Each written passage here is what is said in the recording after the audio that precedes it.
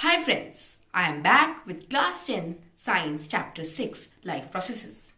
In this video, we will cover transportation in humans and plants and also study the human circulatory system in detail.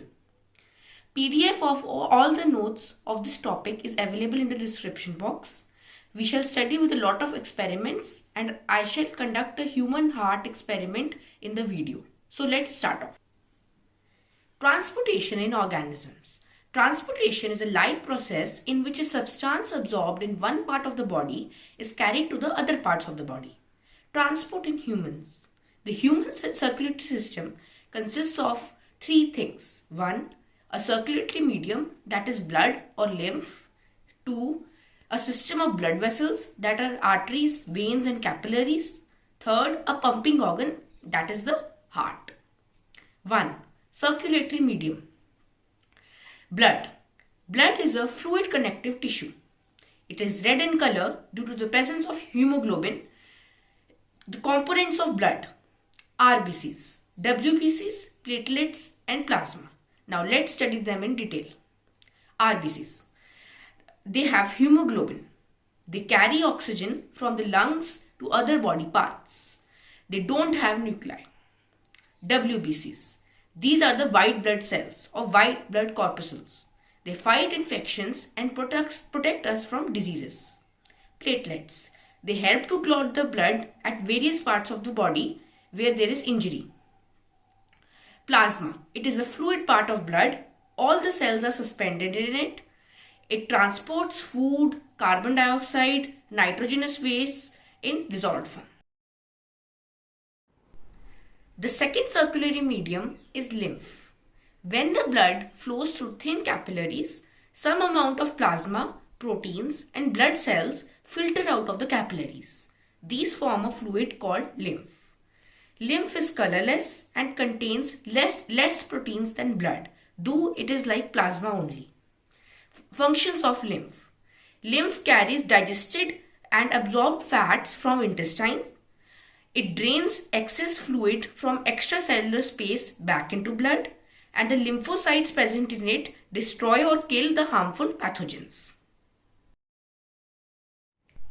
2. Blood vessels. There are three types of blood vessels: arteries, veins and capillaries. Arteries.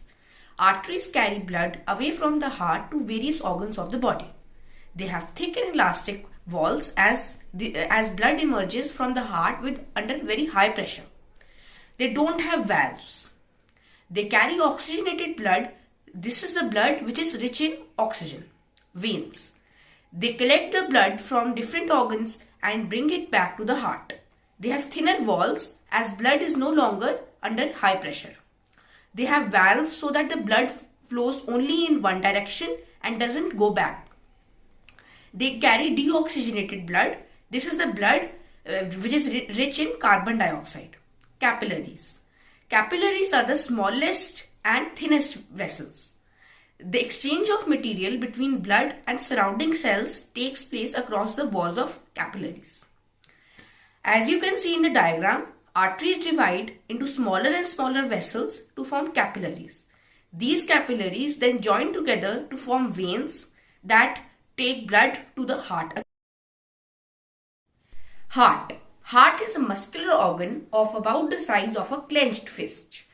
It has 4 chambers or compartments to prevent oxygen-rich blood from mixing with the carbon dioxide-rich blood. Chambers of the heart. These are atria and ventricles. Atria are the upper 2 chambers and ventricles are the lower 2 chambers.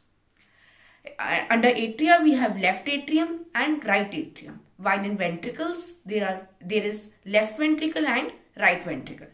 The atria have thinner walls as they have the function of receiving the blood, while the ventricles have the function of pumping the blood to the various organs of the body, so they have thicker walls.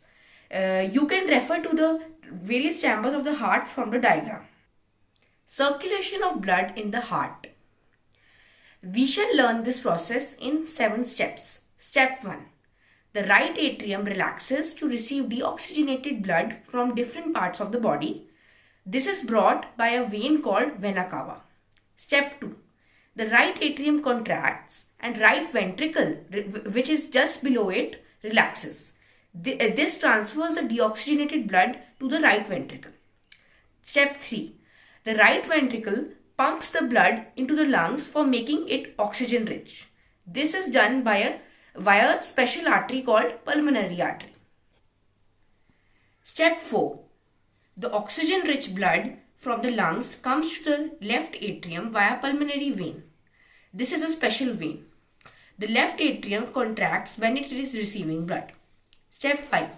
The left atrium contracts and while the next chamber, which is the left ventricle, relaxes so that the blood is transferred to it. Step 6. The left ventricle contracts to pump the oxygenated blood into aorta. This is the largest artery. It keeps on dividing into smaller and smaller arteries, and soon the blood reaches all the parts of the body. Step 7. The veins collect the deoxygenated blood from different parts of the body, entire body. Now let's conduct the experiment. Now you can see the setup for this experiment. I have taken this red water as blood. Then the syringe has been taken as a body part from which the blood will be received to the heart. Then there are the 4 chambers of the heart: left atrium, left ventricle and right ventricle. Then the blood will be sent to the lungs, which I have depicted by this box. And from the lungs, which I have again taken as this syringe, the blood will be sent back to the heart, from which it will be pumped to the entire body, which I have depicted by this box. Now from a body part, I am pumping the blood into the right atrium chamber of the heart, as you can see there. Now from the right atrium, the blood is pumped into the right ventricle. Now from the right ventricle, it contracts to supply the blood into the lungs.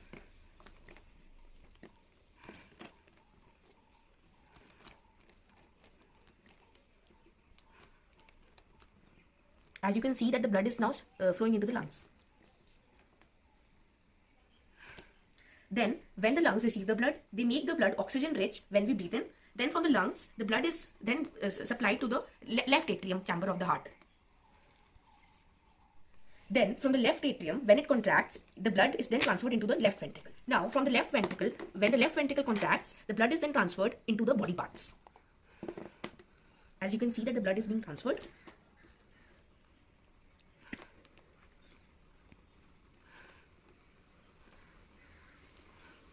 Then in this process, I am showing you by pressing on the various chambers of the heart, but in reality, the various chambers contract and relax systematically to collect the blood and also to pump the blood. Then this flow of, and also the flow of the blood in the various chambers is regulated by these valves which are present in the heart. This is the whole experiment and you can see it correctly. Blood pressure. Blood pressure is the force exerted by blood against the wall of a vessel. It is of 2 types: systolic pressure and diastolic pressure. Systolic pressure. It is the pressure of blood inside an artery during contraction. Normal systolic pressure is 120 millimeters of mercury. Diastolic pressure. It is the pressure in an artery during relaxation. Normal diastolic pressure 80 millimeters of mercury. It is measured by sphygmomanometer.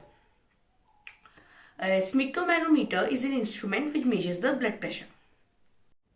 Transport in plants. Now we shall learn about process of transportation in plants. It is carried out by 2 types of specialized conducting tissue. These are xylem and phloem. We shall learn about them in a difference format. Xylem. Function. It transports water and minerals from roots to other plant parts. The various parts of xylem are xylem vessels, xylem tracheids, which have the function of conducting water and minerals, xylem fibers and xylem parenchyma. Direction of conduction. The xylem transports water only in upward direction. Driving forces. This means that which forces govern the movement of water and minerals in xylem tissue. These are osmosis or root pressure and transpiration. Osmosis. The root hairs take up ions via active transport.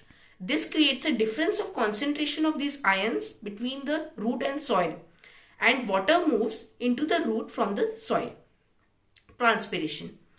Evaporation of water from stomata of leaf creates a suction which pulls water from the xylem cells of roots to aerial parts of the plant. Now we shall learn about phloem tissue. The phloem tissue transports food from leaves to other plant parts. This process is known as translocation. It also transports amino acids and other substances. The various parts of phloem are sieve tubes, companion cells, phloem fibers, and phloem parenchyma. Direction of conduction. It transports food in both upward and downward direction, unlike the xylem. Driving forces. The function of phloem tissue is different from xylem. Materials like sucrose are transferred into the phloem using energy from ATP. This creates a difference in concentration of sucrose, and it increases the osmotic pressure of the tissue and causes the water to move inside. This is because water moves from a region of higher concentration to a region of lower concentration. This pressure moves the material of phloem to the tissue which have less pressure. This allows phloem to move the material according to the plant needs. This is all about the circulatory system. In the next video, we shall discuss about nutrition in plants. Thank you. Now, I am giving you the quiz. You can answer the quiz in the comment box. The winners will be announced in my next video.